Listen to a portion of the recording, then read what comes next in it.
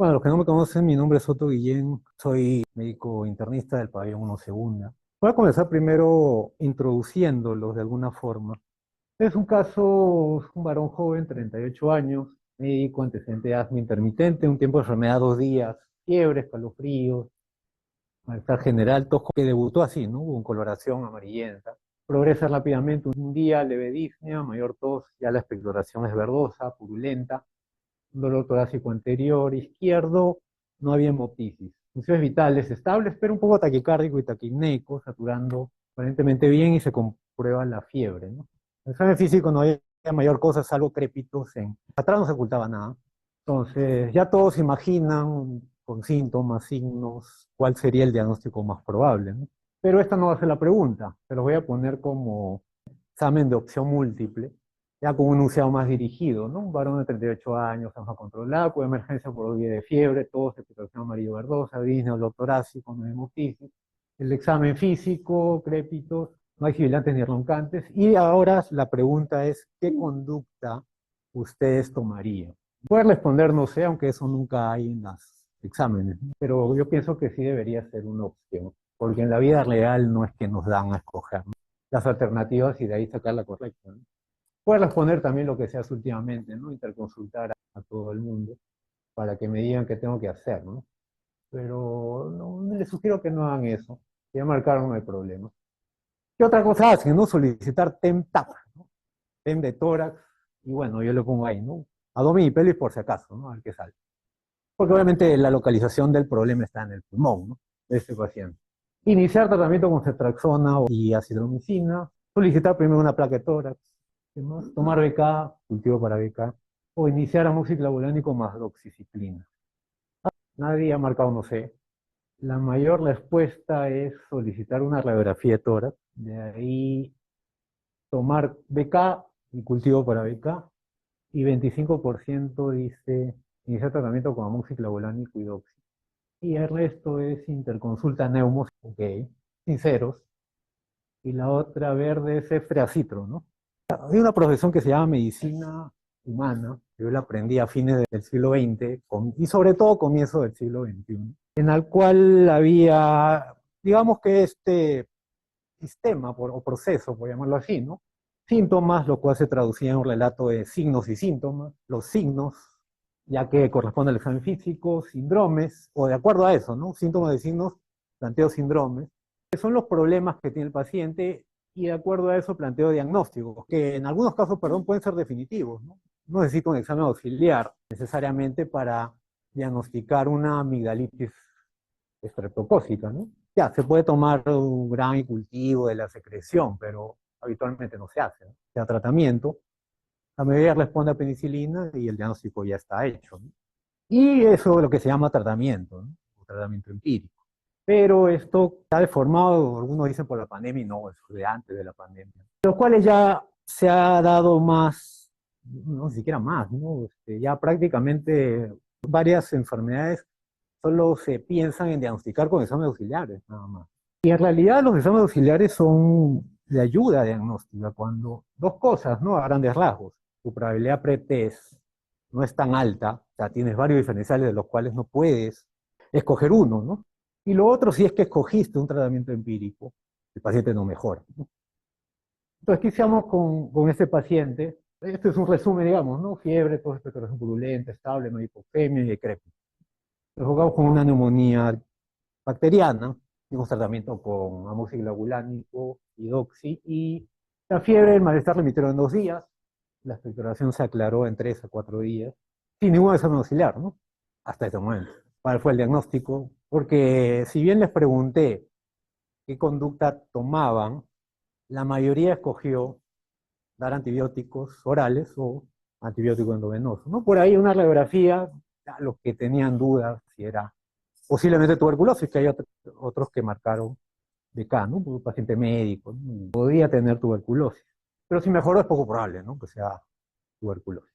Igual, ¿no? Obviamente por la profesión se pidió BK y cultivo y ese reparatorio salió negativo. Obviamente estos resultados no salieron al día siguiente, ¿no? Se demora. Y salieron negativos, ¿no? Pero obviamente la respuesta al tratamiento también, digamos que confirmaba el diagnóstico. Esta fue la placa, Esta es otra cosa que ya no se usa mucho, ¿no? Se llama negatoscopio, en la cual se ponen las placas y se ven, ¿no? Ahora, me parece también que eso es bueno, ¿no? Ahora lo podemos ver en la computadora, ¿no? Inclusive agrandarlo, bajar el contraste, subir el contraste, medir, ¿no? Me parece muy bueno, pero si tenemos la placa, la podemos ver ahí, ¿no? Entonces, si ven a grandes rasgos, dirían que el problema está acá, ¿no? No, el problema no estaba acá, estaba acá, ¿no? Y acá no se ve muy bien, pero sí parecía un infiltrado acá, ¿no? Que era justo la zona que había crépito. Ahora, el diagnóstico cambia con la placa, el mismo, ¿no? De todas maneras, por seguridad, le tomé una placa de control a la semana. Y si lo ven también, a grandes rasgos, la radiopacidad ya no está, ¿no? La placa sobre todo, ¿no? Porque no es frecuente tener neumonía en el lóbulo superior, pero hay que aceptar que mejoró con antibióticos, ¿no? Y la radiopacidad se fue, ¿no? Con antibióticos en menos de una semana, ¿no? O en una semana exacto, ¿no? Y esto es de hace 10 años. Ahora, ¿cómo se manejan las neumonías? ¿Cómo se tratan? Bueno, tengan en cuenta este caso, todo lo que he ido relatando para el caso que voy a presentar como cebra, ¿no? El enunciado, para los que vieron el aviso, es una mujer de 68 años con diagnóstico de insuficiencia renal crónica por diabetes que llegó a estar en estado de coma, pero no mejoraba con diálisis. Esta es la historia de emergencia, ingresó el 4 de diciembre del 2022 en la noche, y esta es una de las cosas que ha cambiado, ¿no? Siquiera, recuerden la historia del caso de neumonía, 2 días nada más, ¿no? Por lo menos eran 4 líneas. Pero acá un tiempo de enfermedad de 2 semanas ya se está transformando, perdón, el relato de enfermedad se ha transformado en una lista de síntomas. Cefalea, ¿dónde? Occipital, parietal, unilateral, bilateral, no sabemos. Mareos, mareos o vértigo, ¿no? Mucha gente confunde mareos con vértigo. El vértigo ya te lleva a un diagnóstico distinto. Edema miembros inferiores, unilateral, bilateral, solo tobillos, hasta muslo. Desaparece en la noche, no desaparece. Disnea, a esfuerzos, a reposo, al subir escaleras, caminar una cuadra, caminar 10 pasos, no es igual, ¿no? O sea, en medicina no vamos a asumir nada. No es que las 2 semanas justo ha aparecido cefalea, después una semana aparecieron los mareos. No, o sea, debe estar relatado. No sé si en esa época, pero se estilaba que no se tome funciones vitales en emergencia. Pero ahora lo hacen, no es porque lo tomen, ¿no? Quizá toman la saturación. Pero ahora, bueno, las veces que he ido a emergencia, ahora todas las funciones vitales la toma la enfermera con un monitor, ¿no? Lo cual es bueno, ¿no? Es bueno porque se gana tiempo y se puede tomar decisiones rápido. A veces lo que teníamos que hacer es, el paciente llegaba en sí, estaba casi en el tópico de fallecido y no podíamos saber si estaba chocado. Lo podías palpar, sí, si no palpabas pulso, rápidamente podías sospechar que estaba chocado, pero es mejor tener las funciones vitales. Pero bueno, acá no había. Examen físico también debe estar dirigido, ¿no? De acuerdo al problema que yo encuentro en los síntomas. Acá, si yo veo cefalea, edemas, disnea, debe haber como mínimo el pulmón, corazón, y de todas maneras el sistema neurológico, ¿no? Solo describen, bueno, lo mismo el edema, corazón, pero solo los riesgos cardíacos, solo disminuidos. No sé si están regulares o no. El murmullo disminuye en bases, pero eso puede ser por líquido también, no solo por congestión, no solo por consolidación. Pépitos basales, nada más. Y neurológico, nada, ¿no? No está escrito. Sin embargo, a la paciente la pasan a shock trauma. Y ahí ya hacen una historia más detallada, ¿no? Tiempo de enfermedad, 2 semanas, sin esfuerzos, edema. 7 días hay forúnculos en cara y hombro derecho, 3 días de diarrea. Pero la descompensación mayor la describen un día y el día del ingreso. Disnea, cefalea, y el día del ingreso ya bradielal y bradicitis, ¿no? Y hay un componente del sistema nervioso central. Eso fue hecho a las 2 de la mañana, a las pocas horas, entre las 9. Las funciones vitales estable aparentemente, aunque tenía bradicardia, pero probablemente la bradicardia era por el metoprolol que estaba recibiendo la paciente. Saturada 94 sin oxígeno, el Glasgow 15, ojo, no signos meninges. Este es el AGA, por el cual deciden ingresar la shock trauma, ¿no? Porque si bien parecía estable, había hiponatremia severa, acidosis metabólica moderada, con ese detalle, o decide su pase de shock trauma, obviamente para que entre a diálisis. La enfermería reporta que la paciente hablaba y le dijo que le dolía la cabeza. Ojo, ya se confirma también que tenía cefalea. Ese es un dato no menor, ¿no? Los diagnósticos que plantean, IRC5, bueno, estadio 5, sin terapia de reemplazo renal, efectivamente hasta ese momento no había recibido diálisis, complicada con acidosis metabólica moderada, hipotiroidismo descompensado, pero ¿de dónde sacan el diagnóstico de hipotiroidismo? No tenía antecedente. Acidosis metabólica, hipercalemia, hipertensión, diabetes, PECA. Falta otros diagnósticos, ¿no? Leponatremia moderada. Ahora, cada diagnóstico debería, no lo voy a tocar acá, pero debería tener un diferencial, una causa. No solamente, ya, leponatremia le pongo solución hipertónica. Tengo que buscar la causa. Porque si no, después, ya, termina la solución hipertónica, sube el sodio, pero ya lo suspendo y después, si no ubico la causa, el sodio va a volver a bajar. Y lo otro es que ya la paciente está encefalopática, ¿no? Ahora, pueden asumir, pero nuevamente en medicina no debe asumirse nada. La encefalopatía está dentro del primer diagnóstico de insuficiencia renal crónica 5. Pero pónganlo, ¿no? Porque ahí solo dice acidosis metabólica. Y las hormonas tiroideas a lo mucho tenía hipotiroidismo subclínico, ¿no? No sé de dónde sacaron hipotiroidismo descompensado. Leyendo la historia, no me voy a centrar en eso, es porque juntaron, ¿no? Encefalopatía y bradicardia, ¿no? Pues coma mixematoso. Pero un coma mixematoso no ocurre en 2 días. La creatinina elevada, urea elevada también. Es la glucosa normal. Esta es la evolución, la paciente ingresa a diálisis a las 3 de la mañana rápido, solo le hacen un ultrafiltrado de 400, pero miren el estado de sensorio, ¿no? Somnolencia, por ahí despierta, pero luego nuevamente el grado 14, parcialmente orientada, no sintomenigio de nuevo, no focaliza, ojo también. Día siguiente, Glasgow 14, pero ya no responde al interrogatorio, le hacen la segunda diálisis, esta vez con un ultrafiltrado mayor, pero ya no está conectada al Glasgow 13. Y ya para la noche describen tendencia al sueño. Enfermería lo mismo, de ese día, despierta, pero está desorientada, pero no es evaluable por el trastorno de conciencia. Esto es lo que recibió los días que estuvo en emergencia, antes de la diálisis, bueno, antes de la segunda diálisis, ¿no? Todavía le siguieron con furo, bicarbonato, y como le decía, ¿no? Le pusieron levotiroxina hasta 2 veces como un coma mixedematoso, pero con un T4 libre normal, ¿no? Pero lo hospitalizan, ¿no? Ya le habían dializado 2 veces y indica su hospitalización, ya con 2 diálisis, como IRC.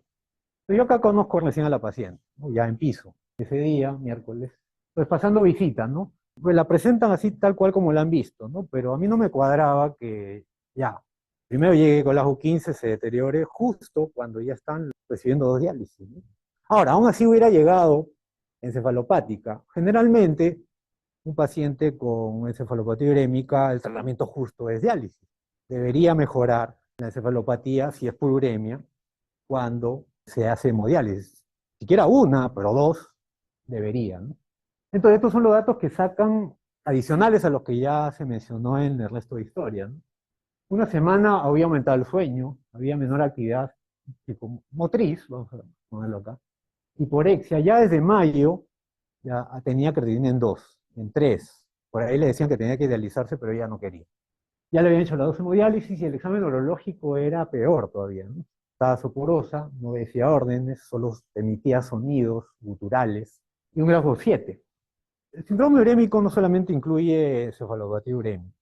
Por suerte de los pacientes con diabetes y falla renal, ya no vemos, digamos, realmente pacientes urémicos en los hospitales. ¿Por qué? Porque ya hay un mayor acceso a hemodiálisis temprana. Bueno, no digo temprana cuando debería hacerse, ¿no? Me refiero a temprana respecto a lo que nosotros, bueno, al menos yo aprendí sobre insuficiencia renal. O sea, cuando yo hice la residencia, mejor dicho, la diálisis no la cubría el SIS. Y cuando empezó a cubrir, solo te cubría el procedimiento, no los materiales. ¿Cuánto costaba una diálisis? O sea, un día. 1.500 soles, una nada más. Muy, muy pocos pacientes podían hacer diálisis. Entonces, veíamos la evolución natural de la uremia. Y eso incluía náuseas, vómitos, sangrado, el aliento característico urémico que hace tiempo, no sé si alguno lo habrá vuelto a oler, o hace tiempo que yo no lo... Bueno, que tengo rinitis, pero igual, ¿no? Hace tiempo que no veo un paciente realmente urémico, con ese aliento urémico. Bien, bien, ¿no? Bien por los pacientes que ahora se pueden dializar. La encefalopatía puede ir desde varios trastornos hasta el coma, ¿no? Eso está escrito, eso no va a cambiar. Pero algo que me acuerdo que así teníamos que también luchar con lo de nefrología, ¿no? Que era que tenían tantos pacientes por dializar y había menos nefrólogos, menos máquinas, también tenían que tomar decisiones. Entonces, ¿qué hacíamos con los pacientes? Le buscamos, ¿no? El flapping, porque eso era un signo inicial, digamos, de la encefalopatía. Entonces ya le, digamos, lo convencíamos al nefrólogo para que dialice a nuestro paciente. Pero esta paciente no tenía flapping, no tenía asterix. Además, estaba flácida, ¿no? Pero hay otra cosa, la paciente cuando le examinamos tenía rigidez de nuca. ¿Qué es rigidez de nuca? Es un signo meningio, un signo de irritación meningia. Y eso te cambia el enfoque. Ahora, no es que justo, ¿no? Cuando de emergencia pasa a hospitalización, uy, mágicamente apareció la rigidez de nuca, ¿no? Probablemente lo tenían, ¿no? Pero no lo examinaron, ¿no? Y era una tabla, ¿no? Pero los diagnósticos cambian, pues. Una encefalopatía ya dirigida a un problema infeccioso. Este es un artículo que lo leí en el 2012 para un clínico patológico. Me abrió la mente en varias cosas. Primero, en definir cómo es una encefalitis. Y segundo, que es lo que voy a enfocar más que todo, es a las etiologías de las encefalitis. ¿Cómo definen encefalitis? Mira, hace 20 años. 2010 se publicó, pero el estudio se hizo 2005-2006. Alteración de la conciencia, ¿no? Y no solamente nivel de conciencia, sino también irritabilidad, cambio de personalidad y cambio en el comportamiento. Obviamente que persiste por más, o sea, no es transitorio, ¿no? Persiste más de 24 horas. Y dos o más de los siguientes síntomas, ¿no? Fiebre, que sugiere una infección, ¿no? Una encefalitis infecciosa. Convulsiones y o algún signo focal, que alguien puede simplemente ponerle fenitoína o diagnosticarla y etiquetarla como ACV, ¿no? Pleurocitosis, para lo cual obviamente tienen que hacer función lumbar. No hay otra forma. Levanten la mano de una muestra de cuántos eran, 30, cuántos no han hecho, ojo, no han hecho una punción lumbar, incluyendo, ¿no? Externos, internos, R1, R3, en un paciente, pues. Ahora, más bien, eso no es malo, ¿no? Hay algunos, no decir varios, y hay varios que quizás no se animan, ¿no? Por temor, vergüenza, que los identifiquen, los marquen. No, no lo vamos a marcar, ¿no? Sino es para tener una idea. Bueno, hay épocas, ¿no? Hay épocas en que algunos externos o internos, hablo solo del piso, ¿no? No puedo hablar del resto. A veces les ha tocado una o dos funciones lumbares, una o dos paracentesis o toracocentesis, y hay otros que no, ¿no? En una rotación de 4 semanas para externos y 2 meses para internos. Es variable, ¿no? Depende de cada paciente. Pero lo que me sorprendía es que llegan R1 que nunca habían hecho función lumbar. Y no les hablo de este año, ojo, los R1 de ahorita, no hablo de años anteriores. Nunca habían hecho una toracocentesis, nunca habían hecho una paracentesis. Y no es porque no se decide hacer, o lo que, parte de lo que está cambiando, ¿no? Que la haga el subespecialista, que la pele la haga el neurólogo. ¿A qué vamos a llegar? Ah, ahí está corriendo, ¿no? Que la tóraco la haga el neumólogo. El gastroenterólogo todavía no está haciendo paracentesis, pero porque tiene que hacer endoscopías colono, ¿no? Pero van a llegar a ese punto a que el gastroenterólogo tenga que hacer las paracentesis. O sea, interconsulta gastro para paracentesis. Bueno, entonces ya, volviendo al tema, ¿no? La única forma de saber si el paciente tiene pelocitosis es con líquido cefalorraquídeo. Ahora ya, si es que yo intenté una vez, 2 veces, pero no solo el externo, ¿no? Interno, R1 y el asistente, y no se pudo, la última pele que tuve que hacer, una señora con una escoliosis así, o sea, literalmente, una S, que fue realmente difícil, ¿no? Y me ha tocado en algunos casos que no he podido, ¿no? Entonces ahí sí, pues, ¿no? No sé si el neurólogo o el anestesiólogo también, ¿no? Ahí sí tengo que buscar ayuda. ¿Y qué más, no? Ya para volver al tema del diagnóstico encefalitis. Anormalidades en las neurosimágenes, no solamente tomografía, sino resonancia. El problema es que nosotros acá en el Loaiza no tenemos resonancia, por suerte. Tenemos tomografía, o sea, en el hospital, propio del hospital desde diciembre de 2019, aunque una época que se malogró, ¿no? Pero ya está funcionando de nuevo. En la cual, ojo, ¿no? No es que ya yo pido la imagen y espero sentado a que el informe llegue, ¿no? Tengo que ver la imagen, buscar los signos que yo estoy pensando. O sea, una CB, ¿dónde está? Tiene hemiplegia, ya se va al medio, entonces yo tengo que ir a buscarlo, no esperar el informe.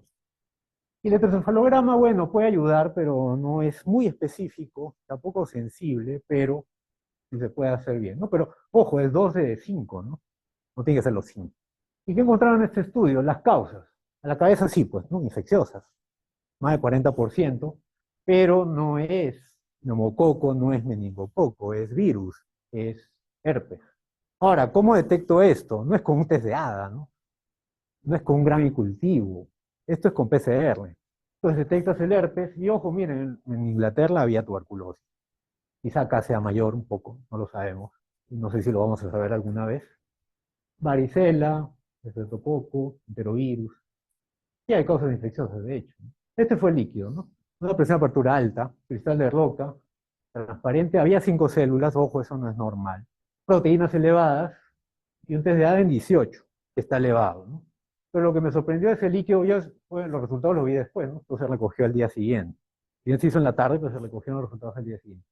Me llamó la atención la glucosa, que estaba normal, ¿no? Pero igual se enfocó como, mediante la PL se le dio tratamiento como bacterial, ¿no? Aunque ya le habían estado dando ceftriaxona, no sé si por ITU o por GECA, pero ya le estaba dando ceftriaxona cada 24 horas. Y se le agregó, perdón, tratamiento anti-TB. Y lo recibió efectivamente 2, 4, 6, 7 días. Le siguieron haciendo diálisis, 2 diálisis más, ya ultrafiltrado 1000, 2000. Pero la paciente seguía igual, ya con 4 diálisis, ceftriaxona y anti-TB. ¿Qué hacemos? Usted de enfermería, ¿no? Dice, no evaluable, no responde al interrogatorio. Me reevaluó 6 días después y viendo, pues, ¿no? En una semana que no había respuesta al tratamiento, planteamos 2 hipótesis. Una, la del herpes, que no se hizo PCR en la primera PL, y la otra, encefalitis autoinmune. Aunque también podía ser una TBM de Erlangen, ¿no? Quién sabe. Pero eso que no lo podíamos saber solo con un test de ADA, ¿no? Ya, esta es la otra pregunta. Ojo, la pregunta. ¿Ha conocido algún paciente con diagnóstico de encefalitis autoinmune? Como si sería por responder, no sabía que existía esa enfermedad, ningún caso, uno y más de un caso. No sabía que existía esa enfermedad, 7%, un solo caso, 28%, más de un caso, 14%, y ningún caso, la mitad. A ver, si bien yo conocí o escuché o leí sobre esa enfermedad en ese artículo, ¿no? En el 2010, en el 2012, no se me ocurrió plantearle a ningún paciente, pues, con sinceridad en adelante. Hasta que me tocó esta paciente, que fue en el 2021, que la presenté el año pasado. Y yo tenía mucha experiencia, casi nula, en interpretar imágenes de resonancia y a partir de ahí he aprendido bastante. Y si ven ahí las imágenes, eso no es de la paciente, sino era de la bibliografía que revisé para que yo planteara ese diagnóstico en la paciente que presenté. Ahora, ¿cómo se presentan las hepatitis autoinmunes? Miren los síntomas, son inespecíficos.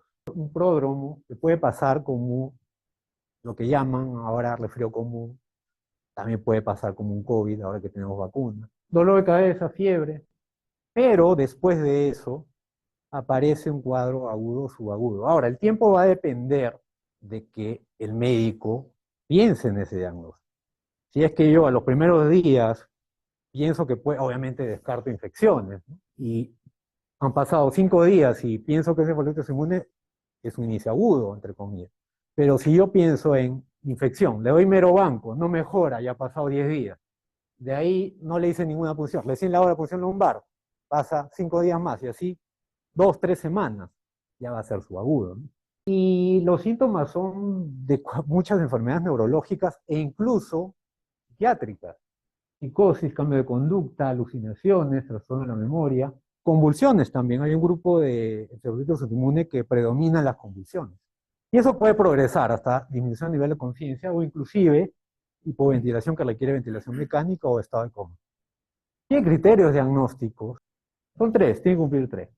Primero, la clínica, pues, ¿no? O sea, los síntomas, mejor dicho, ¿no? Que es el estado mental alterado, que es alteración en la memoria, o de síntomas psiquiátricos, aunque acá fácilmente ustedes pueden decir simplemente psicosis, esquizofrenia, da haloperidol, risperidona y se acabó, ¿no? O síntomas psiquiátricos, ¿no? Interconsulta al psiquiatra, y el psiquiatra, ¿qué le va a decir? Risperidona, no sepam. Sertralina por ahí también, un combo. El segundo criterio es algunos hallazgos, ¿no? Uno, hallazgos focales al examen físico del sistema nervioso central. 2, convulsiones que no sean por epilepsia. Una epilepsia primaria no debuta a los 50, 60 años, desde una edad joven. Lo mismo pleurocitosis, pero para eso necesito líquido, función lumbar, y hallazgos en la resonancia ya acá, ¿no? Que es en T2 o en FLAIR, y que son varias zonas que deben estar afectadas en varias localizaciones. Lóbulo frontal, principalmente el lóbulo temporal. Pero cualquier localización bilateral, tanto de sustancia blanca y o de sustancia gris, que sugiera desmielinización o inflamación. Ojo, una hipodensidad en tomografía o resonancia no es igual a isquemia, no es patognomónico. Lo único que sé es que tiene hipodensidad, nada más, o hipointensidad. Pero, pero, no tenemos resonancia, ¿no? Pero tenemos tomografía. Ojo, esto no es un print de la computadora de Loaiza, ¿no? Pero es más o menos similar, ¿no? Este de ahí, una página, la pueden googlear, está acá, ¿no? Y te da muchos cortes de tomografía, no solamente cerebral, abdomen, tórax, pelvis, en la cual ustedes pueden reconocer la anatomía normal, ¿no? Y en base a eso, si ustedes aprenden lo normal, pueden ir a buscar lo anormal. ¿Y cómo se ve el cerebro normal? Esto es un corte a nivel de ganglio basal y tálamo, corte axial. Esto lo encontré la semana pasada, es una página web interesante, gratuita, de imágenes de neuroanatomía en tejido de necropsias, pues, ¿no? O autopsias, ¿no? Y te lo señalan muy bonito, está en inglés, pero se ve bastante bien, ¿no? Entonces ahí ustedes pueden hacer un match, ¿no? Yo aprendí, bueno, me aficioné un poco de la radiología, aprendiendo ecografía primero, antes de la residencia. Al inicio veía como ven cuando el cable se sale, ¿no? O ven todo lluvia, ¿no? Como en la televisión, ¿no? Pero no reconocen nada. Pero poco a poco te vas imaginando y buscando y reconociendo la anatomía normal. Y así es como yo iba aprendiendo a hacer ecografía, ¿no? Buscando la anatomía normal. Y si no sabía algo, no reconocía, ya iba a internet, ¿no? Pero ya en la residencia he tenido que aprender a leer rayos X, tomografía cerebral. Y a partir de la pandemia, tomografías torácicas. A partir de este caso, o del caso del año pasado, o del de 2021, resonancias cerebrales también. Entonces, lo que hago es eso, ¿no? Ver anatomía normal y ver la imagen, ¿no? Y reconocerlo. Entonces, acá pueden ver los ganglios basales y el tálamo.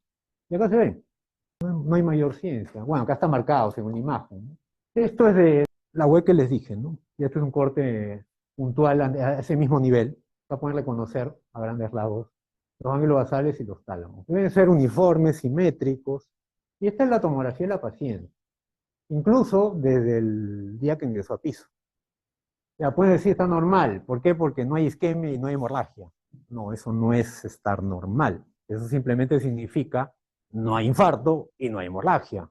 Pero es normal realmente. No sé si se puede ver bien, pero cuando uno le baja el contraste se pueden ver mejor o diferenciar mejor las imágenes, valga la redundancia, hiperdensas e hipodensas. Se ve un mejor contraste. Pero a grandes rasgos, acá no se ve muy bien, pero lo van a ver en los siguientes cortes. Estos ganglios basales están, este está más grande que este. Inclusive protruye un poco hacia el ventrículo. También hay anormalidad en los tálamos, pero eso lo vamos a ver más adelante. Esa es otra cosa. La mayoría ve en la computadora de los pabellones solo el corte axial, nada más, y se quedan ahí. Pero pueden, hay una forma de ver, o inclusive hasta los cortes te lo dan abajo, ¿no? Antes no lo dan, pero ahora he visto que sí dan todos los cortes, coronal y sagital. También pueden ver ahí las lesiones, ¿no? Este es un corte coronal, también de la misma zona. Pueden reconocer igual, ¿no? Ganglios basales, ya de otra disposición, y los tálamos. Y los ventrículos, bueno, ahí no están llenos de líquido, pero en la tomografía sí lo van a ver llenos de líquido. Lo mismo, esto es normal, ventrículos, ganglios basales, tálamos, y acá también se ven. Parecería simétrico, pero si van hacia arriba, ven diferencias en la sustancia blanca entre la densidad. Esto no es normal, debe ser uniforme. Y este es el corte sagital a nivel del tálamo. También tiene que ser uniforme, y acá ya ven diferenciación de la parte anterior y la parte posterior del tálamo. No es normal. Y si ven también son acuciosos, hipodensidad de la sustancia blanca de manera difusa. Este es un corte más central, también la protuberancia. Todo es uniforme y acá se ve hipodensidad. Y se puede ver, si lo buscan, ¿no? Si son acuciosos, obviamente eso no lo busqué o no lo encontré en un minuto, ¿no?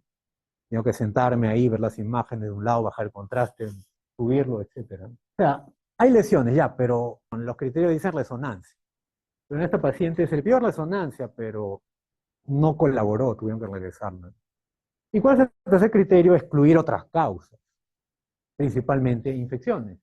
Pues ya tiene una PL previa, líquido previo, pero no había mejorado, ¿no? Entonces, ¿qué toca hacer? Otra punción lumbar, ¿no? Coincidentemente, esta es la paciente que estoy presentando.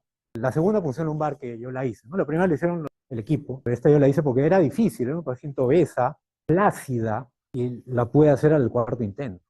¿Y qué obtuvimos? La presión de apertura bajó a 18, ya no había células, la glucosa seguía normal, incluso ya subió, las proteínas bajaron, el ADA ya es normal. Le pedimos el PCR para herpes, salió negativo, PCR para T negativo, inclusive del líquido previo ya se había hecho un PCR, también salió negativo. Ojo, el PCR no es que llegó al día siguiente, pues, ¿no? Demora el PCR. Y con esto podíamos decir ya con dos líquidos que esto no es infección. La hermana le hizo por su cuenta, ¿no? Porque nosotros ya sabíamos que no era bacteriana, pero la hermana le corrió el FilmArray que puede detectar 6 bacterias con PCR, 7 virus, y que el protococo salió negativo, obviamente. Y esta es la paciente el día 14, ¿no? Ese día. Señora, buenos días. Buenos días. ¿Cómo está? Apenas respondía, ¿no? Ya había recibido ceftre, dosis de MEC bacteriana, anti-TB, DEXA, 4 hemodiálisis. Le pedimos, bueno, en esa época yo conocía solo 2 receptores, el NMDA y los de canales de calcio que al final se han dividido, perdón, canales de potasio, pero no sale solo uno, no viene con un paquete. Pero eso demora un mes y medio porque lo tienen que enviar a Estados Unidos. Así que está en proceso. Para esta presentación descubrí este artículo en Estados Unidos, en la Clínica Mayo existe una unidad de neurología clínica autoinmune, la cual solamente ven pacientes con encefalitis autoinmune desde el 2006. Juntaron sus datos y lo publicaron el año pasado, más de 500 casos, todos los pacientes tenían estado mental alterado, subagudo, pérdida de memoria, corto plazo. Y miren la edad media, 55 años. Ojo, acá se incluyen no solo los NMDA, ¿no? Y el rango de 11 a 97 años. Pero casi la mitad tuvieron anticuerpos negativos, sea en líquido, sea en sangre o sea en los dos. Eso no descarta. Como ven en los criterios de encefalitis inmune, no dice positividad para el receptor. En 18 casos que tenían negativos, que obviamente eran positivos por la resonancia o líquido, llegaron a hacer biopsia cerebral, ¿no? 2006, 2020, ¿no? ¿Hace cuánto? Bueno, no sé si alguien habrá visto, ¿hace cuánto no se hace una biopsia cerebral en el Hospital Loaiza? Y los 5 tenían inflamación, ¿no? O sea, ya por patología se confirmó, ¿no? La encefalitis. Pero en otros casos, el diagnóstico se hizo por respuesta al tratamiento. De 57, 52 respondieron, más del 90%. Y estos son todos los receptores que se dosaron, ojo, para esa época, del 2006 a 2020. Está en orden decreciente o creciente. Acá está el NMDA, que la mayoría ha escuchado por ahí como encefalitis autoinmune. Pero hay otros receptores, LGI1, anti-GAT65, hay otro que es por el AMPA, GABA, hay varios. Son 22, al menos ahí, ¿no? Bueno, que uno sea negativo, que 2 sean negativos, que 6 sean negativos, según el panel que se pudo hacer en un laboratorio de Roy, no quiere decir que no tenga encefalitis autoinmune de otro receptor, ¿no? ¿Cuál es el tratamiento? Inmunosupresores. Pero ojo, ¿no? Dice metilprednisolona y, o además de inmunoglobulina endovenosa o plasmaferes. Pero acá no tenemos disponibilidad de inmunoglobulina endovenosa, menos de plasmaferes, ni siquiera para un paciente que tiene púrpura trombocitopénica trombótica. Menos te la van a dar para un paciente que sospecha, ni siquiera, ¿no? Porque te van a pedir el receptor, ¿no? Anti-NMDA, ¿no? Para que confirmar el diagnóstico. Si no hay mejora, puedes dar un segundo ciclo de ya otros inmunosupresores. Así que le dimos, ¿no? Le dimos metilprednisolona, o le indicamos metilprednisolona. Al día siguiente la ve neurología. Me llama la atención, no sé cómo llegaron, pero... Ah, creo que sí, porque se tuvo que pedir el pase para la anti-TB, pues. Ellos son los que autorizan, ¿no? El anti-TB. Entonces la revalúan, pero mira lo que ponen, ¿no? tiempo frenar 3 semanas, ya para esa época, pero no escriben nada del cuadro neurológico, ¿no? Tiacaz, soporosa, moviliza mínimamente mi cuerpo izquierdo, y la TEN cerebral, miren, ¿no? Lo que yo le he mostrado de la tomografía de la paciente en varios cortes, acá no se describe, más allá de atrofias. ¿Y qué concluyen? Encefalopatía a causa metabólica. ¿Cuál? Hiponatremia, sí, llegó con hiponatremia, ¿no? Pero después de ya 15 llegó el 4, ¿no? Después de 11 días, ya no, pues. Infecciosa, para el día 15 ya teníamos lo del PCR para TB, para herpes, ¿no? No es infecciosa. Pero acá plantean desmineralización osmótica cerebral. Y de frente ponen, ¿no? Suspender metiprednisolona. ¿Qué están haciendo esto? Denúncienlo. A ver, estos son los valores de sodio que se movieron. El sodio mejoró al segundo día. No mejoró por solución hipertónica, mejoró por la diálisis. ¿Qué vamos a hacer? Para no subir el sodio, ni le vamos a poner diálisis. No, sí necesitaba diálisis. Es una discusión, ¿no? Entonces sí, el valor más bajo que tuvo es 119 y por acá 130. Subió, ustedes dirán, 11 puntos. Iatrogenia. A ver, ¿qué es la desmielinización osmótica cerebral? Es lo que antiguamente se llamaba mielinoidosis pontina, que miren, no es tan antiguo, ¿no? Se describió por primera vez en el 59 y con solo 16 casos en necropsia. Fue un hallazgo incidental. Pacientes que habían fallecido por otra cosa, los patólogos abrieron el tronco y descubrieron eso. Y lo reportaron. Las causas de fallecimiento fueron otras: alcoholismo, cirrosis, guarnique, neumonía, úlceras sangrantes, varices esofágicas, cáncer. O sea, la causa de fallecimiento no era la mielinolisis, ¿no? Eso fue un hallazgo. ¿Qué habían encontrado esto? Pues una lesión justo central a nivel de la protuberancia.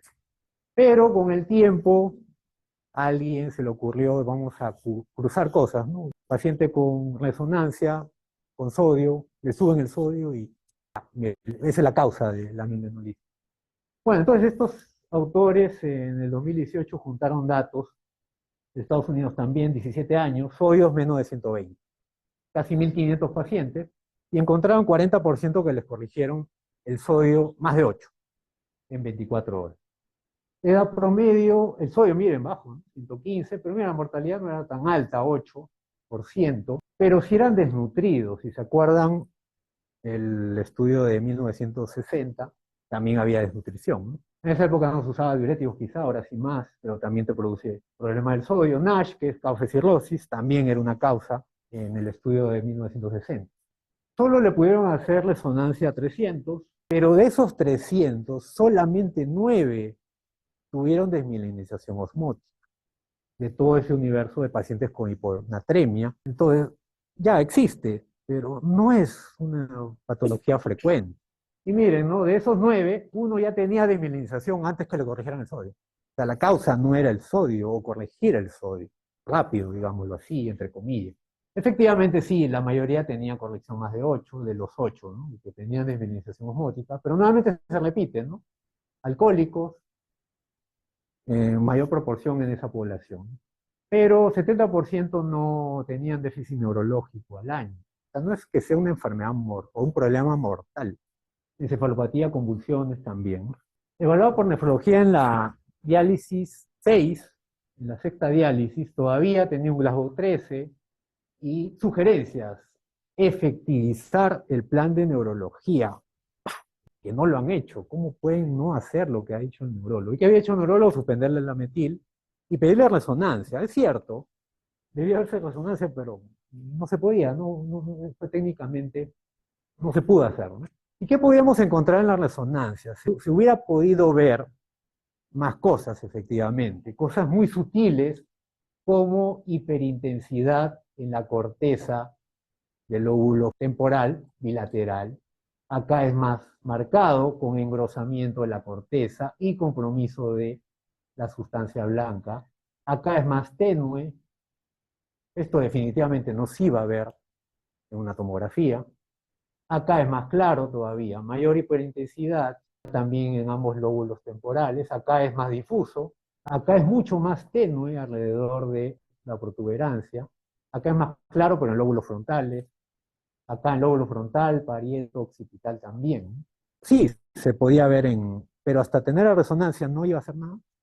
Y ojo, esto es por varios receptores, ¿no? NMDA, LGI1 y otros receptores, no es solo uno. o dos.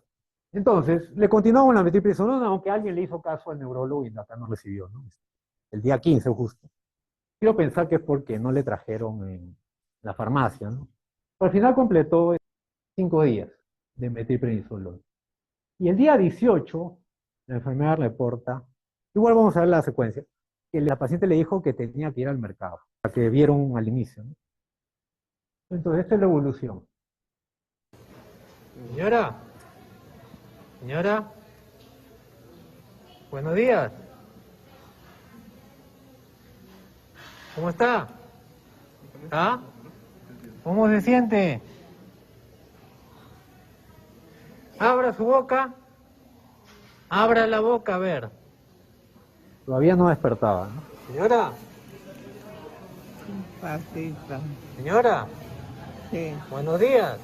bueno, sí. ¿Cómo está? Ahí mi cuñada la han operado, ¿Cómo? la han operado No. ¿Cómo se llama usted? ¿Cómo se llama usted? Mire, Lidia. sí, Ya. Abra sus ojos, a ver. Ábralos, fuerte. Fuerte. ya, ¿Está con sueño? Ya, ya. Descanse nomás, no se preocupe. Yemne, hola, ¿me escuchas? ¿Cómo estás? mal, ¿Sabes el nombre de tu hermana? Irma, Muy bien, ¿te duele algo ahorita? sí, ¿Qué te duele? como súper mal. Pero tranquila. Trabajo en el mercado ¿Ya? y me voy a mi casa a Señora, descansar. ¿y usted qué edad tiene? 7 a 8. 7, 8. ¿Y usted de dónde es? ¿De Lima? ¿O usted dónde nació? Yo no nací yo nací acá en Lima, Ok. Magdalena, ¿Y estamos de día o de noche? de día, De día, muy bien. todavía. Muy bien, de día. ¿Sabe este lugar cómo se llama? El lugar donde está ahorita. Leoncio Prado. Leoncio Prado. Ok. ¿Puede mover sus bracitos, por favor? Un poquito no puedo por la tela que lo tienen ¿Y acá lo puede mover este amarrado. brazo? Muy bien. Pues en 3 días hubo un cambio, ¿no? Que no hubo más de 10 días, ¿no? En Lilac, si ponen prueba terapéutica como búsqueda, el único artículo que le sale es eso, y realmente no es un artículo, sino es una carta al editor, ¿no? Publicado en México, un doctor Leonardo Zamudio, un médico mexicano, bueno, lo he googleado, para esa época tenía más de 80 años, supongo que era un médico reconocido en México, ¿no? ¿Y qué escribió? Miren, apenas 2 párrafos, ponen que, para los que no sepan qué es una prueba terapéutica, voy a leer textualmente. Ante un diagnóstico de presunción se instala el tratamiento y si este da resultados se arguye que el diagnóstico era correcto. Leo un poco más abajo, creo que debería usarse en lugar de ordenar tantos análisis y técnicas caras, los cuales muchos están fuera del alcance de un gran número de enfermos. En México, que será acá. En PubMed, si buscan test terapéutico, 220 artículos desde 1947 hasta 2024. La mayoría antes del 2000. Este es uno de ellos, de 1953. Solo resalto que la prueba terapéutica no es dar mero banco, colistina y todo, ¿no? A ver qué sale. La prueba terapéutica es, yo pienso un diagnóstico y doy el tratamiento, un solo tratamiento. Porque si no, no voy a saber qué es lo que respondió. Salvo que el paciente sí, ¿no? Esté chocado, yo pienso que tiene un shock séptico y tengo que actuar rápido, ¿no? Ahí no puede esperar a que haya respuesta al meropenem o al banco, ya, no queda otra. Pero la mayoría de pacientes ya no son así. Entonces, si está una medida terapéutica y veo, falla, la mayoría de veces que el paciente que va mal va a fallar la primera terapia, entonces ahí pruebo otra. Eso es una prueba terapéutica. Algunos dirán que no, que justo la quinta diálisis le hizo efecto, ¿no? Pero la quinta diálisis en realidad no fue efectiva porque hizo hipotensión. Recién la sexta sí pudo ser efectiva. Esta es la segunda parte del estudio de Inglaterra, en la cual el 21% de encefalitis eran autoinmunes. Y estamos hablando de 2005-2006. En esa época no se conocía más que solo el anti-NMDA y lo de los canales de potasio que eran el EGI1 y uno más. Pero aún así, era la segunda causa. Y un grupo casi de 40% no había causa conocida. Si buscan en PubMed encefalitis autoinmune, casi nada, ninguna publicación hasta los 2000, ¿no? Básicamente que se descubren estos receptores. Y hay estudios desde el 2006 en adelante, 2007, varios. Dinamarca, acá, esto es lo de los canales de potasio. Hungría, Tailandia, 77 casos. Sri Lanka, Brasil, y en Perú también, pero reporte de casos todavía. Del 2019, del Mogrovejo, del Instituto de Ciencias Neurológicas, 4 casos. Y en Trujillo también 2 casos. ¿Cómo evolucionó la paciente? Esto es ya 2 días después de terminar los 5 días de multiplicidad. Buenos días, señora. Buenas tardes, ¿cómo está? Estaba triste porque me han robado el DNI, Ya. los 5 bolas. ¿Cuándo? A la hora que entraba acá me metían Ya. un dinero de 50 y Ajá. 20. Ya. ¿Cómo se llama usted? Milia se me llama. Ya. ¿Ha comido?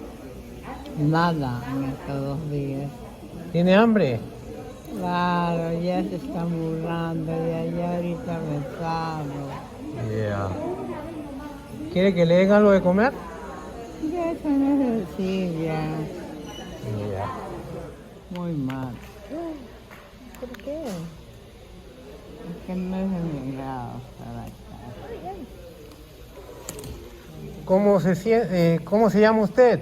Yo me llamo Nidia, pero me siento muy mal. ¿Sabes por qué? Sí. Porque yo desde que he venido no he tomado un desayuno. ¿No le han dado desayuno? No es desayuno, no. ¿Quiere que le den desayuno? Pero mira, No, que no, no me- es Que desayuno. está por sonda. Quiere bueno. comer, ¿no? Hay que darle de comer, probar. Si le ¿Tiene traemos... hambre? ¿Tiene hambre? claro que sí, estoy sin comer. ¿Está comiendo? Sí, papito, tengo buen apetito. Muy bien. Yo como cuye. Claro.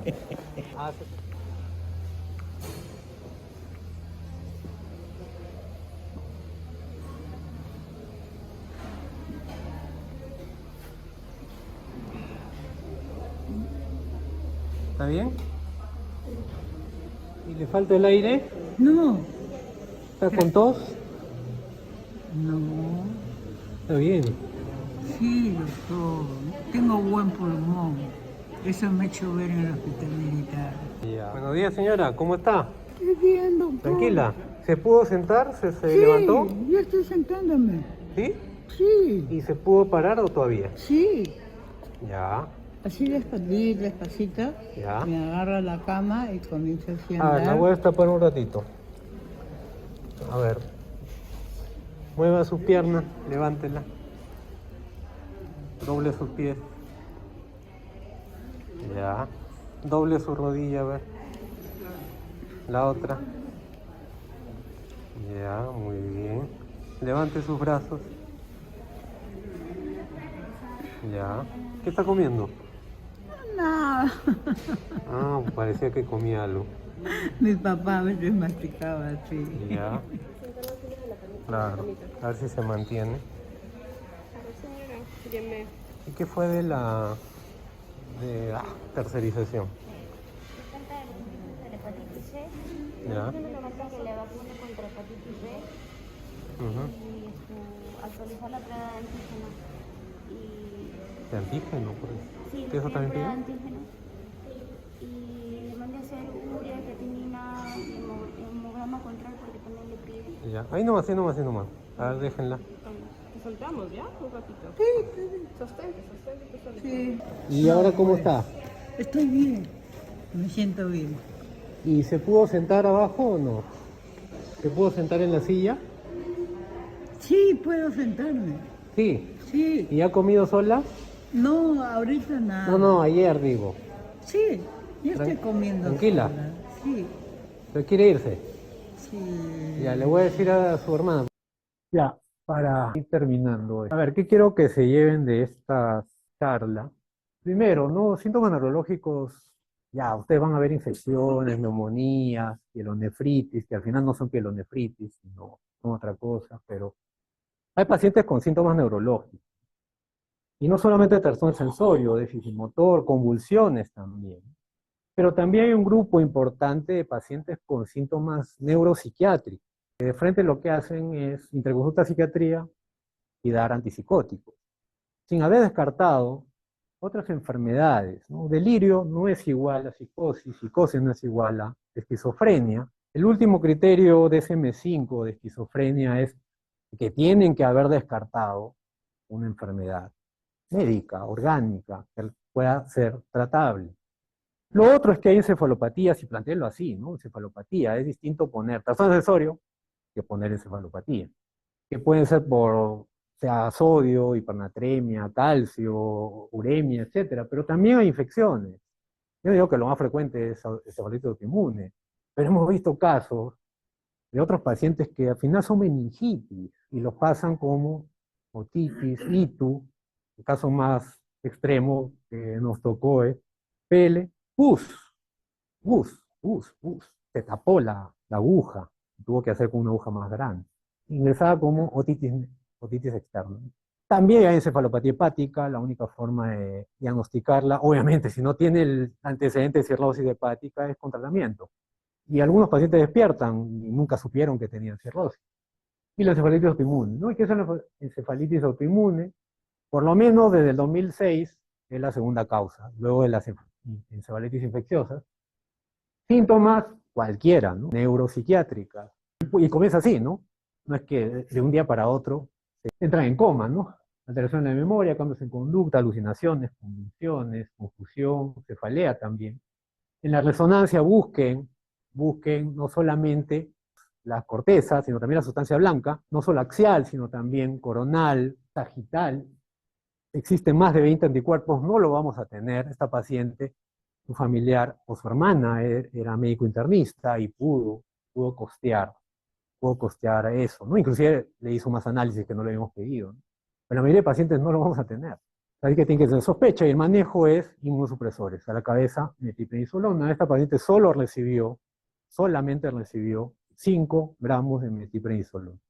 Analicen ustedes mismos, no manden interconsulta al radiólogo para que les dé el informe más rápido. Más bien si lo presionan, le van a poner cualquier cosa, ¿no? Lo más probable, ¿no? Como reconociendo neuroanatomía normal, comparándola con imágenes en la web, no solamente tomografía, sino resonancia también. Y lo último, la prueba terapéutica en medicina. Ustedes hacen todos los días prueba terapéutica. ¿Con qué? Con antibióticos, lo cual no está mal. Es la primera terapéutica que hacemos todos los médicos. Pero también hay pruebas terapéuticas en asma. Pacientes que vienen con sibilantes, roncantes, después de una infección respiratoria, no tienen antecedente de asma. ¿Qué hacen? Lo nebulizan. Y si mejora, ¿qué es? Asma. No hay otra cosa. Anafilaxia, no tienen que esperar a hacer una prueba de alergenos, no, tienen que dar adrenalina, el paciente mejora de esa anafilaxia. Úlcera, reflujo, también, omeprazol, mejora. Antiguamente hacíamos terapia terapéutica con anti-TB, ¿no? Pacientes que venían con BK negativo, pero están haciendo hemoptisis, tienen infiltrado apical, ¿qué es? Pues han bajado de peso, fiebre, a pesar de antibióticos. Perú, ¿no? ¿Qué es? TB, pues, ¿no? Un BK, dos BK negativos no te descartan la TB. Entonces le dábamos tratamiento anti-TB, mejoraban, de verdad, mejoraban. Subían de peso, se le iba la fiebre. Los pacientes con MEC, TB, despertaban también.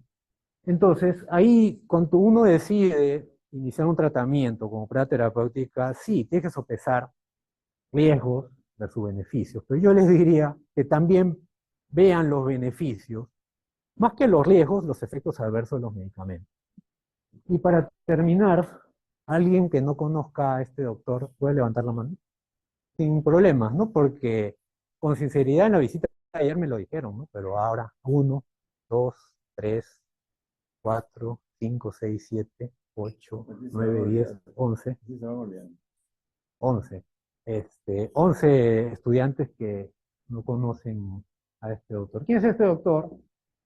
Se llamaba Jorge Casas Castañeda. Fue el, bueno, médico jefe del pabellón donde trabajo ahora. Él me jaló a trabajar a ese pabellón cuando era jefe del departamento. ¿Y por qué lo pongo? Porque él dio una charla en la cual nos invitó a Daniel Cáceres, que no podía estar porque estaba de vacaciones, y a mí para dar una charla en el Congreso de Medicina Interna. ¿Y qué hizo? También está su video completo ahí. Él inauguró esa sesión sobre cómo hacer los diagnósticos en medicina, ¿no? Y comenzó con un caso que él tuvo de interno. No lo voy a spoilear, pero lo pueden escuchar ahí claramente, que era un paciente que llegó casi en insuficiencia respiratoria, que no se movía, pensó en el diagnóstico, le dio el tratamiento y el paciente literalmente resucitó. Eso yo solo he visto una vez, de R1, pero yo ya tenía el diagnóstico previo, ¿no? Así que no me fue difícil cuando el paciente entró en esa parálisis, lo tuvimos que estar bolseando con Ambu, hasta que el externo fue a comprar la ampolla, ¿no? Se le puso la ampolla y otra cosa, ¿no? Pero mira, estamos hablando de 1974 cuando el doctor estaba haciendo su internado, ¿no? Una prueba terapéutica, ¿no? Entonces, como le digo, no le voy algunos quizá ya sí saben qué enfermedad me refiero, pero lo pueden escuchar en su video completo, ¿no? Ok, entonces eso sería todo. No sé si tienen alguna pregunta, opinión. En principio, felicitarte por el caso, es el segundo que ¿no? La fecha. Yo tenía una duda, siempre es una enfermedad autoinmune por la definición, o sea, autoanticuerpos que crean. En la revisión que has hecho, ¿existe la probabilidad de que a futuro estos pacientes tengan alguna otra autoinmunidad? No lo describen como otra enfermedad autoinmune, tipo las que conocemos, ¿no? Lupus, AR, no, y tampoco están descritos como que tienen más predominancia esta enfermedad, como previa, ¿no? Ni como previa ni como a futuro. Lo que sí se describe es una alta tasa de recaída, que en algunos sí tienen que someterse, o sea, no someterse, le tienes que dar a veces prednisona por un tiempo mayor o cambiar a otro inmunosupresor tipo azatioprina, ¿no? Porque es por vía oral, ¿no? Pero como un 20% recaen, ¿no? Pero sobre todo los que recaen son los que, no he detallado acá mucho, pero hay otro tipo de receptores, superficie celular e intracelular. Los que recaen más y los que tienen menos tasa de éxito son los intracelulares, es lo que describe, pero no asociación a otra enfermedad común. Llegó a salir el anticuerpo del NMDA. Sí, inclusive, esto es lo que le mostré si alguien está interesado. El resultado salió inclusive después de la cita, sí, después de la consulta que tuve con ella en enero. Salió mucho después, salió negativo, ¿no? Los 6 salieron negativos. Pero como les decía, ¿no? Por eso enfaticé el tema de los receptores. Son más de 20. El hecho de que salgan negativos no elimina el diagnóstico. Por eso comencé con el caso de neumonía bacteriana, que salió gran incultivo. En realidad no salió negativo, no, sí, no salió no gérmenes, ¿no? Pero salió cándida, ¿no? Pues eso no era una neumonía por cándida, era contaminación en la boca, ¿no? Entonces, acá son audios, si es que alguien quiere escucharlo en Spotify, el razonamiento, ¿no? Y en uno de esos está lo que hablábamos con la hermana de la paciente, ¿no? En la paciente también del año pasado también salió negativo, pero ella solamente pudo pagar el anti-NMDA. El anti-NMDA y el de los canales de potasio también salió negativo, pero no descarta la enfermedad. De todas maneras, no todos los pacientes tienen posibilidades de pedirle marcadores. Claro. Ajá. El diagnóstico puede ser tranquilamente clínico, sobre todo aquellos pacientes que tienen, como tú bien dices, trastorno de conciencia, alteración de las funciones mentales superiores o convulsiones, y ya tienen un cuadro agudo, ¿no? Uno de los pilares básicos es una PL, Claro. ¿no? Y uno ya tenga la suficiencia diagnóstica, sobre todo cuando le trata a otras enfermedades, ¿no? Creo que ese es el grupo de pacientes sobre el cual uno podría intentar una prueba terapéutica, y si hay mejoría, como se espera al tercer o cuarto día, ahí está el diagnóstico, ¿no? Hay que pensarlo. Nosotros hemos tenido casos de encefalitis autoinmune, incluso focal, Claro. que no son muy frecuentes, pero que también se dan. Y que hay que tener presente siempre en el diagnóstico diferencial que hay que seleccionar ese grupo de pacientes. ¿Alguna otra pregunta o comentario de los presentes? También en la literatura se contempla ya el término encefalitis autoinmune anticuerpo negativo. Claro. O cero negativo, ¿no? Claro. Por eso es importante saber que la ausencia de estos anticuerpos no excluye el diagnóstico. Claro. Y bueno, ahí vienen los criterios como la resonancia magnética y la química, ¿no? Pero ponen ahí para estos casos, pero mencionar el punto del comentario que los anticuerpos no determinan que no sea un ente infeccioso. Ujú. Yo me acuerdo en el caso de que discutí el año pasado, al final se me acercó un R1, ¿no? Y, doctor, yo tengo un paciente igual, ¿no? Vamos a intentar esto, ¿no? Ya no le hice seguimiento. Pero solo que si no lo conoces, miren, cuando respondieron hay varios, no sabían que existía esa enfermedad siquiera.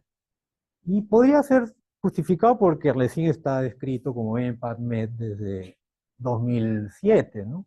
Yo la conocí en 2021, aunque la leí, no se me ocurrió. Entonces, pero nunca es tarde para ver este tipo de pacientes y vean, ¿no? Este es el segundo caso, porque justo, ¿no? ¿Por qué planteé esclerosis autoinmune? Porque me hizo recordar el caso de un año antes, en esa época. Entonces le planteamos, le explicamos a la hermana, que bueno, por suerte era médico y entendió todo, ¿no? Porque a veces no se entiende repetir una segunda pele a veces, ¿no? Capaz le echan la culpa, la primera pele, y está peor por eso, ¿no? Y se quedan con esa idea y con ese prejuicio, ¿no? Y no, al contrario, una pele ayuda a veces también para descartar otra infección, y si es normal, negativo, mejor, ¿no? Ya piensas en otro diagnóstico, y no seguir jalando la flecha con más antibióticos. Por acá, quizá alguien, si no le hacía la pele, decía, ¿no? La persona cada 12 no mejoraba, entonces pues, escalemos, ¿no? Pero van. Pero sin la pele no puedes, ¿sabes? Claro, incluso la segunda pele puede ser más importante que la primera. Ah, Algunos tienen más conclusiones. claro. Teniendo en cuenta que es un encefalitis autoinmune lo que generan autoanticuerpos, al tener un daño en el encéfalo, hay data que también hace daño a otro órgano. Ya no sé, por ejemplo, podría pensar hasta piel, riñón, o aún no hay especificidad sobre eso. Es que estos receptores o estos autoanticuerpos son específicos contra receptores cerebrales, ¿no? Por eso es que quizá también, no he buscado más, pero en todas las revisiones no hay ninguna asociación con No veo nada. enfermedades reumatológicas o inmunes previas o posteriores, porque son anticuerpos específicos contra estructuras cerebrales. Y quizá algunos, y alguna otra bibliografía, a veces incluye, y si la vieron en uno de los artículos, también a la encefalomielitis aguda diseminada, que el tratamiento es el mismo, metilprednisolona, pero ahí hay compromiso de la médula, ¿no? Pero en este caso es puro compromiso del sistema nervioso central, ¿no? Desde glóbulos, desde encéfalo, ganglios basales, protuberancia, nada más.